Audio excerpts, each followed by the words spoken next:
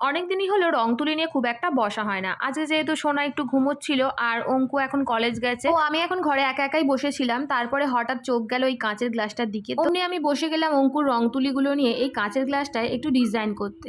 তো কাঁচের গ্লাসটা একটু ফাঁকা ফাঁকাই ছিল, তাই জন্য কয়েকটা ছোট ছোট ফুল বানিয়ে নিয়েছি। তো ফুলগুলো করার পরেও দেখলাম কাঁচের গ্লাসটা অনেকটাই ফাঁকা লাগছে, তাই জন্যই আবার এই ফুলগুলোর ওপর আর এক কোট দিয়ে দিলাম। তারপরে দেখলাম কাঁচের গ্লাসটা আবার একটু ফাঁকা লাগছে, তখন ভাবলাম কয়েকটা ডাল আর পাতা করে দেওয়া যাক। তো ফুলগুলোর সাইড দিয়ে কয়েকটা ডাল আর কয়েকটা ছোট ছোট পাতাও করে নিলাম। ছোট থেকেই এই রং তুলি দিয়ে কাজ করতে আমার বেশ ভালো লাগে, তো এই রং তুলির মায়া আমি কিছুতেই ছাড়তে পারি না। স্কুল কলেজ পাড়ার বিভিন্ন মন্দিরে আমি ছোট থেকেই অনেক আলপনা এঁকেছি, ডিজাইন এঁকেছি। তো এই রং আর তুলি যদি আমি সামনে দেখতে পাই, তখনই মনে হয় কিছু একটা নিয়ে বসে যাই ডিজাইন করতে। তো চলো তোমাদের সাথে কথা বলতে বলতে দেখো গ্লাসটার মোটামুটি ডিজাইনটা কমপ্লিট হয়ে গেছে। তো ফাইনাল লুকটা কেমন এসেছে অবশ্যই কমেন্ট করে জানিও। আজকের মতো ভিডিওটা এই পর্যন্তই, দেখাবে নেক্সট শট।